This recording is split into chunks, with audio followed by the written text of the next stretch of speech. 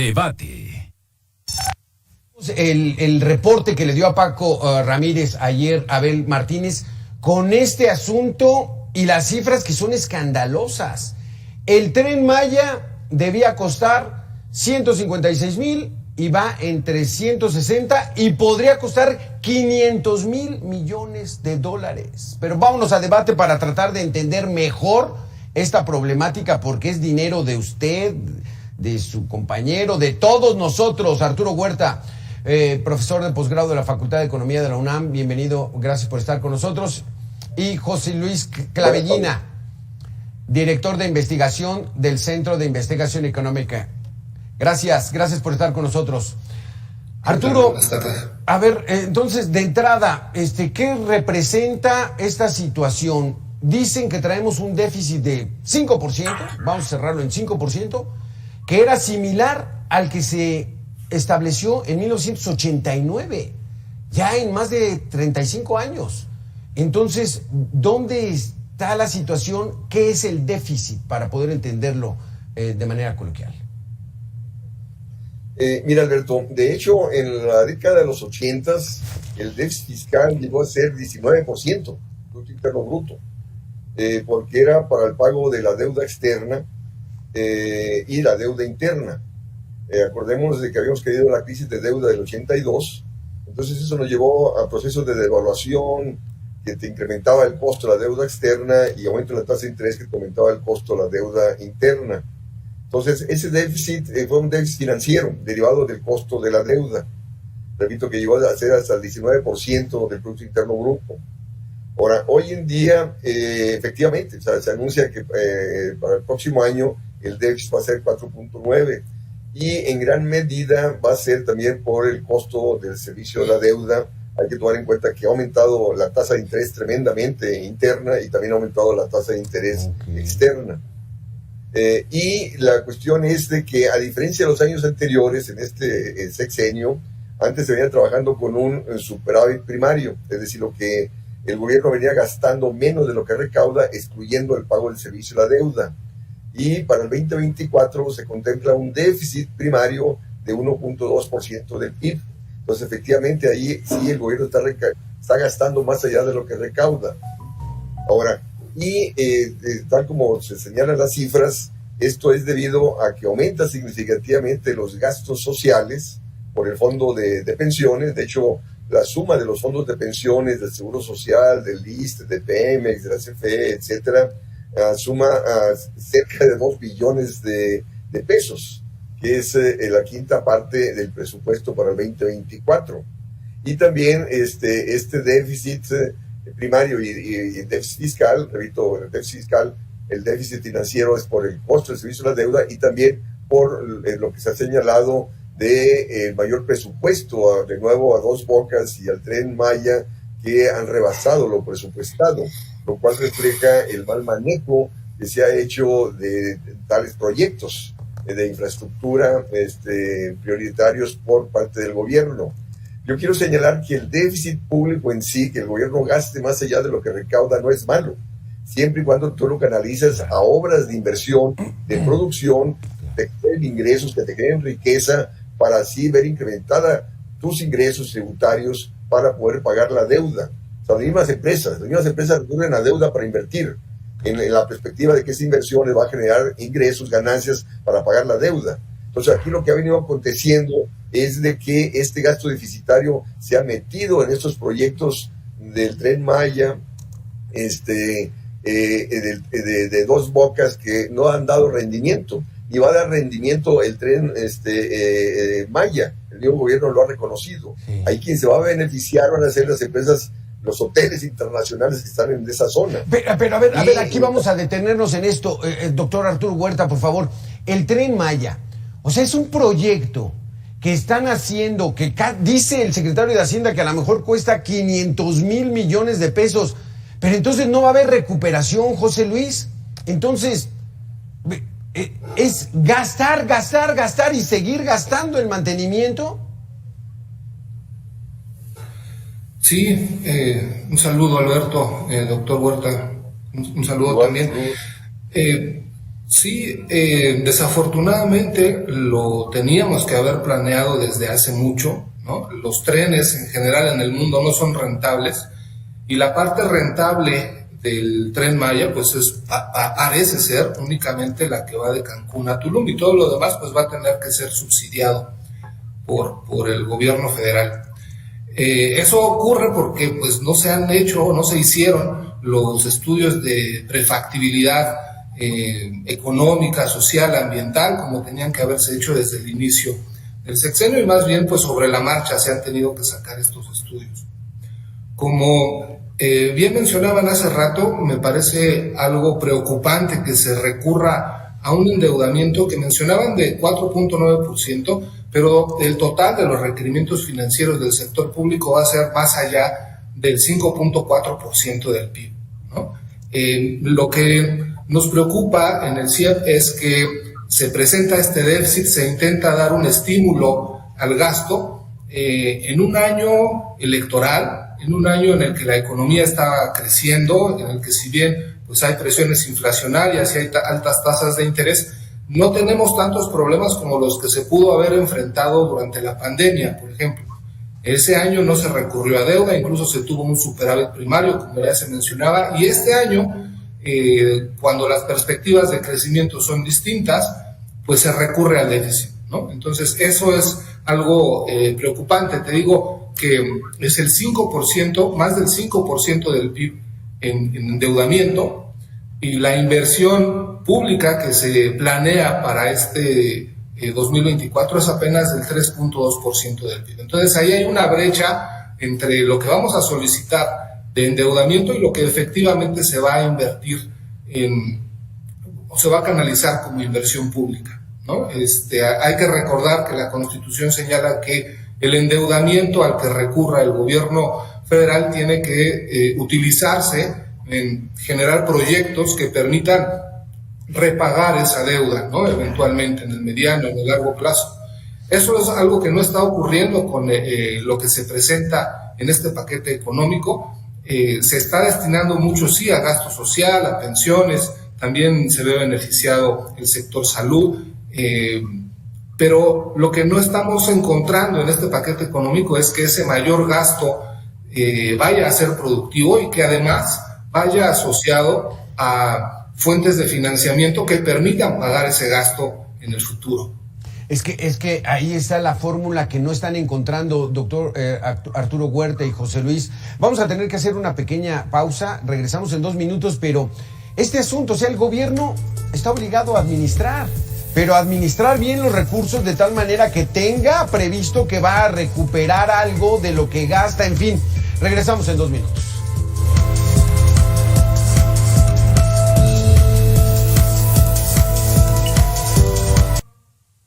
Con nosotros, escuchemos este testimonio. El presupuesto del 2024 es el menos prudente que ha presentado el actual gobierno en esta administración y además podría endeudar al país, así lo advierte Luis Miguel González, director editorial del Economista, en entrevista aquí con Mega Noticias. La mayor presión al gasto no viene de deuda. Tenemos presión de gasto, por ejemplo, por el envejecimiento de la población. 23% del presupuesto va a ir para recursos que tienen que ver con atender a la tercera edad. No me refiero solo a los programas del presidente de adultos mayores. Del presupuesto del IMSS, más de 60% es para el pago de pensiones. No de sus trabajadores, sino de gente como tú o como yo. Ahí está Arturo Huerta ya medio, ya lo que nos explicabas, o sea, aquí está la situación de que no está mal endeudarse, no está mal abrir el déficit, siempre y cuando esos recursos se utilicen para generar riqueza, producción, apoyar a la industria, apoyar al campo, apoyar al turismo, pero parece que no se está haciendo por ahí, Arturo Huerta, sino estamos entrando en una dinámica de riesgo. Efectivamente. Bueno, yo lo dije, lo tengo escrito en mis artículos semanales y en mis libros desde un inicio, cuando surgió esos megaproyectos del Tren Maya, del Istmo de Tehuantepec, Resulta que en el 2020, en 18 meses, cuando la crisis de pandemia, cerraron 400,000 empresas. Entonces yo dije, es preferible utilizar ese presupuesto, apoyar a las empresas para mantener la planta productiva y el empleo. Es necesario el presupuesto al desarrollo agrícola, industrial, y no a estos proyectos que no van a dar los rendimientos necesarios para poder cubrir el pago de la deuda, y justo lo estamos viendo. Si el endeudamiento del gobierno se hubiera canalizado, repito, a incrementar la inversión productiva, a la generación de riqueza, la generación de empleo, se hubiera incrementado el Producto Interno Bruto y así el gobierno podría recaudar más para estar pagando esa deuda. Y la cuestión es, ¿por qué tenemos esa alta tasa de interés? Justo por la inflación. Pero resulta que ya la tasa de interés está por arriba de la inflación. La inflación está en 4.6 y el Banco de México la tiene en 11.25 y está contemplado en el paquete económico para el 2024. La tasa de interés a fines del 2024 sería 9.5, que es altísima. Entonces eso va a seguir presionando negativamente sobre las finanzas públicas y las finanzas de las empresas y de los individuos, y eso te contrae la capacidad de gasto y de inversión. Entonces no se va a lograr el objetivo de crecimiento de 3% que contempla el paquete económico. Entonces, por lo tanto, el gobierno va a seguir recaudando menos, se van a seguir las presiones negativas sobre las finanzas públicas y seguirá creciendo el endeudamiento.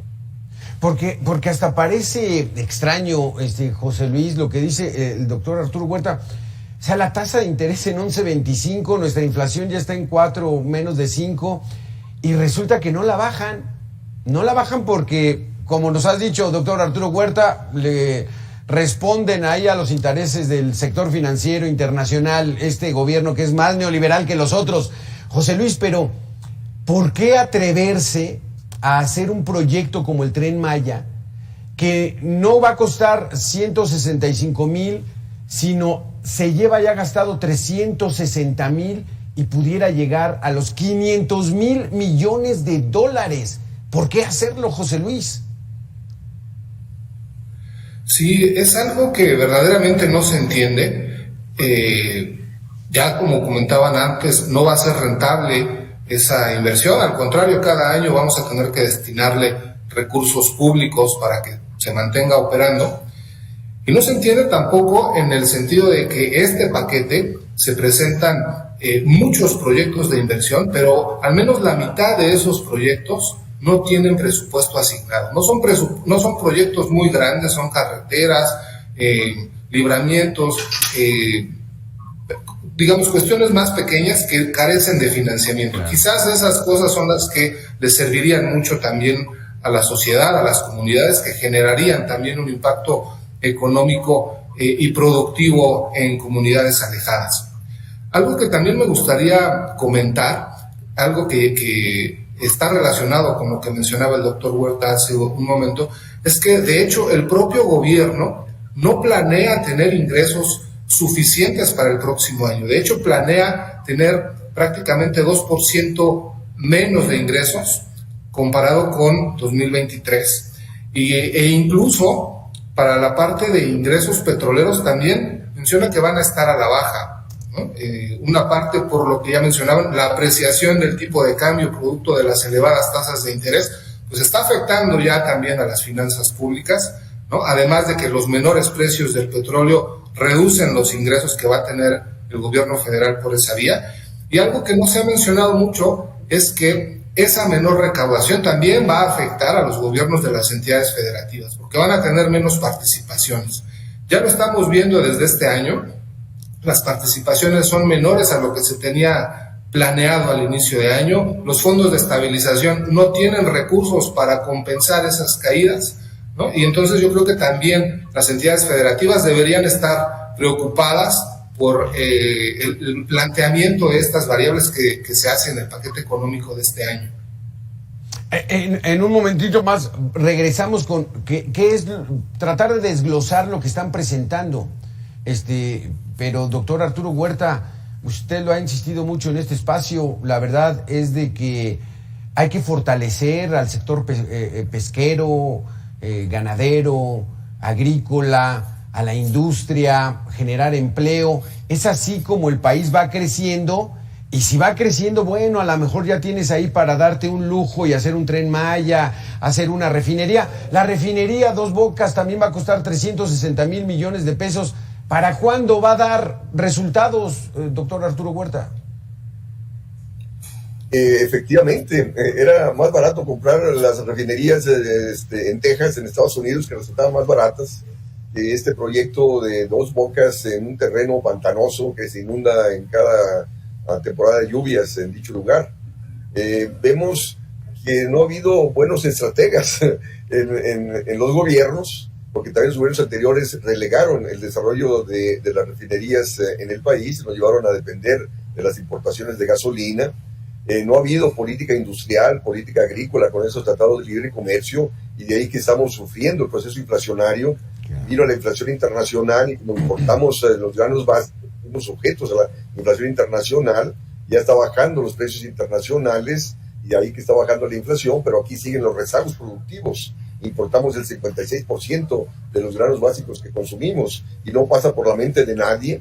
Esto no está en el debate nacional, la necesidad de una política agrícola, de una política industrial. Estamos importando alrededor de 400,000 millones de dólares. Muchos países están avanzando en la sustitución de importaciones para depender menos del exterior.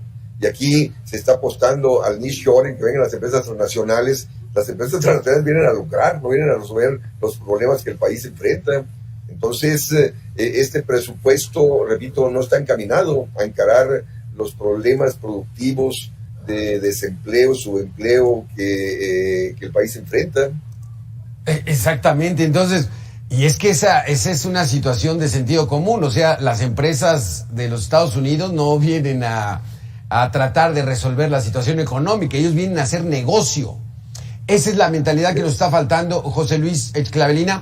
Ya nos dijiste, en el sector salud parece que, pues bueno, hay dinero porque se la ha visto muy pesada a toda esa población que requiere los servicios de salud pública porque no hay medicamentos, no hay médicos, son insuficientes, en fin.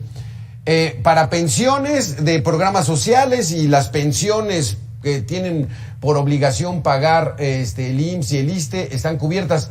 ¿Y para qué otro rubro, digamos, hay destacado o a los que les quitaron? Sí, bueno, ahí habría que matizar un poco. Hay recursos para salud, pero recordemos que tenemos una deuda pendiente en ese mismo sector. O sea, hay recursos, quizás este año aumentaron un poco, pero se tiene un rezago. Todo el sexenio hemos tenido información de que no hay medicinas, no hay vacunas, no hay atención. Se cambió de INSABI a IMSS Bienestar y el IMSS Bienestar no es lo que se esperaba, ¿no? Atiende a mucho menos enfermedades y a mucho menos población que lo que se atendía antes. Entonces, sí hay un poco más de recursos, pero se tiene ahí una deuda social en ese sector. También, aunque hay un poco más de recursos para educación, no se atiende el rezago ni hay una estrategia para recuperar todo lo que se perdió durante la pandemia. Hay muchos niños y jóvenes que durante la pandemia salieron de la escuela y no regresaron, y esa población parece que ya se perdió, ¿no? Tenemos también una deuda con las mujeres. Desde el año pasado se planteó la creación de un sistema nacional de cuidados y para este año pues sigue sin recursos, ¿no? No se ha creado ese sistema nacional de cuidados que permitiría a las mujeres participar más en el mercado laboral y eso ocasionaría pues un mayor crecimiento económico, mayor empleo, mayor recaudación incluso. Tenemos también una deuda con el medio ambiente. Este año vimos un cambio climático muy severo, ¿no? Y tenemos que invertir más en mitigación y adaptación en esas medidas. Y también algo que se está descuidando mucho es la inversión pública. Si bien se cacarean muchos proyectos grandes del sexenio de la administración, hay muchos proyectos muy pequeños que se han descuidado y eso limita también las oportunidades que se mencionaban hace un rato. Queremos atraer inversión extranjera directa, vernos beneficiados con este nearshoring, este proceso de relocalización industrial, pero no hemos invertido lo suficiente en infraestructura ni en logística como para poder atraer verdaderamente importantes flujos de inversión. Y en América Latina hay países que pueden ser incluso más atractivos que México, ¿no? Está Brasil, está Panamá, está Chile, Colombia, Perú, que tienen a veces algunos indicadores de competitividad mejores que los de la economía mexicana. Entonces, yo creo que no nos tenemos que confiar en que el nearshoring va a solucionar todos nuestros problemas. No hemos invertido lo suficiente y yo diría que este nearshoring pues es una etapa más del proceso de inversión extranjera directa, y México ha estado abierto a ese tipo de inversión desde hace décadas. Exacto. Vamos a tener que hacer una pequeña pausa, pero regresamos ya tratando de ver a futuro, doctor Arturo Huerta. José Luis, ¿qué le depara a la próxima administración federal? Si le dejaron una bomba ahí o le dejaron todo en jauja y todo en grandeza. Regresamos en 2 minutos.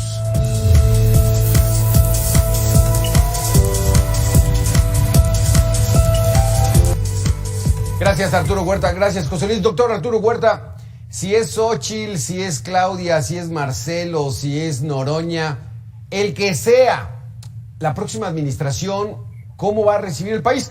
Ya haciendo futurismo de cómo vendrá el presupuesto para el 2025, si seguimos en esta tendencia.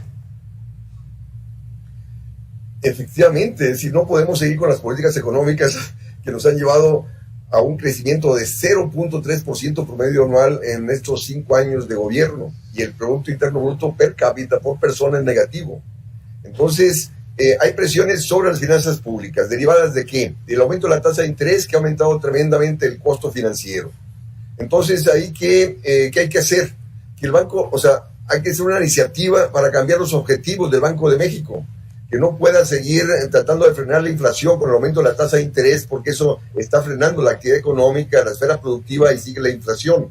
Entonces, para bajar la inflación hay que incrementar la producción, y para incrementar la producción hay que bajar la tasa de interés, incrementar el gasto público, tener política industrial y agrícola. Hay que cambiar los objetivos del Banco de México, así como lo tiene la Reserva Federal en Estados Unidos, que es baja inflación con alto empleo y crecimiento económico, y para eso hay que bajar la tasa de interés. Y eso te disminuiría el costo financiero, te estimularía la inversión y el crecimiento. Otra cuestión también atender por parte de la próxima administración, dado que esta no le vale, no lo ha hecho ni lo va a hacer, es la cuestión de las pensiones. Como señalaba recién el director El Economista, fíjate, el Seguro Social, el 65% de su presupuesto se va a pensiones. Entonces disminuye su capacidad para impulsar los hospitales, la atención al derechohabiente, etcétera. En el caso del ISSSTE, el 72% de su presupuesto va a pensiones. También le merma su capacidad de de otorgar buena atención a la salud a sus derechohabientes.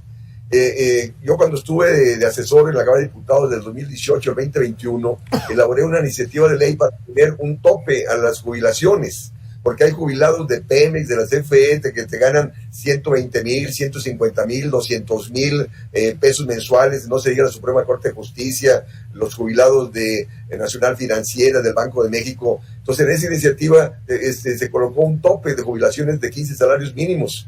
Eso vendría a mejorar las finanzas de Pemex, de la CFE, del propio gobierno, y pues no, ni siquiera pasó a comisiones. Entonces, la cuestión es de que no podemos tener jubilados de primera, y la gran mayoría de los trabajadores no es sujeto a pensiones. Entonces, de ahí que hay que legislar con respecto a las pensiones y también con respecto al uso de los fondos de pensión, porque gran parte de esos fondos de pensión se canalizan en las bolsas de valores internacionales. No, esos fondos de pensión no deben ir al mercado de capitales, sino deben ir a la esfera productiva y a la creación de empleo formal, para que haya mayores trabajadores en el sector formal, para que coticen el fondo de pensiones, claro, y así haya mayores recursos para potenciar el crecimiento económico. Son muchos los desafíos a encarar. Pues no se supone que para eso entraron al poder, el doctor Arturo Huerta, pues que iban a hacer todos esos cambios. En absoluto, siguen con las políticas a favor del sector financiero, y ahí están los resultados. Esas políticas de tratar del peso, festinan el peso fuerte, logrado por la alta tasa de interés que te frena el crecimiento económico, peso fuerte que te abarata importaciones baratas que nos ha ayudado a tener menos industria, menos producción de granos básicos, claro, y de ahí los altos niveles de endeudamiento de las empresas y las familias, ¿no? No, sí, claro. Pues José Luis Clavelina, no se vislumbra muy halagüeño, muy positivo, muy promisorio el presupuesto para el año entrante, pero viene 2025-26 y si seguimos en esta línea, quién sabe cómo nos vaya. Sí, así es. Este año 2024, con el presupuesto que se propone, 19 pesos de cada 100 que gaste el gobierno van a provenir del endeudamiento. Y sorprende que aún con ese nivel de deuda, la relación deuda como proporción del PIB se mantiene. Hay que decir que se mantiene y es relativamente estable porque hace unas semanas, hubo un cambio en la metodología, hubo un cambio en el año base de la medición del PIB. Y entonces, digamos, de alguna forma, por llamarlo artificial, pues ahora tenemos un PIB más grande y se está aprovechando eso, ¿no? La Secretaría de Hacienda, lo están aprovechando para decir. Pero a ver, platícanos. El presidente es muy claro de decir, no nos hemos endeudado, y todos sus seguidores dicen, es que este gobierno no se ha endeudado como los anteriores. O sea, si se endeuda, no se endeuda, a ver, explícanos. Sí, el monto de la deuda crece, pero como se comentaba hace rato, el cambio en el año base que hizo INEGI, ¿no?, para medir el PIB, pues hizo que de pronto pues los pesos o digamos la medición del PIB fuera mayor, ¿no? Entonces pareciera que tenemos un PIB más grande por efecto del cambio en el año base, pero no, el monto de deuda sigue siendo el mismo, incluso sube, ¿no?, con este paquete que se presenta. En términos per cápita, cada mexicano en 2024 va a tener una deuda pública 14,000 pesos mayor. Es decir, cada mexicano en 2024 va a tener una deuda de 127,000 pesos, ¿no? Es lo que calculamos aquí en CIEPA. Entonces, cada mexicano que nazca va a tener ya una deuda de 127,000 pesos que va a tener que pagar y que hace inequitativa esta, digamos, intergeneracionalmente este presupuesto, ¿no? Nos estamos endeudando para pagar gasto corriente y ese gasto corriente lo van a pagar futuras generaciones. Como mencionabas hace rato, la siguiente administración, sea del partido que sea, va a tener que hacer cambios fiscales, no nada más en la política monetaria, sino también revisar la forma en que va a financiar todo este gasto público y esta aceleración del gasto que ha presentado esta administración. Y aquí entonces también esa promesa de que no va a haber nuevos impuestos, pues se van a tener que imponer nuevos impuestos porque ¿de dónde va a salir el dinero? Si se trata de que salga de los rubros legales. Gracias Arturo Huerta, gracias José Luis Clavelina, muy interesantes sus conceptos. Esperemos seguir platicando sobre este tema que es importante para todos, porque todos dependemos del dinero del erario. Gracias. Nosotros vamos a hacer una pequeña pausa y regresamos en 2 minutos.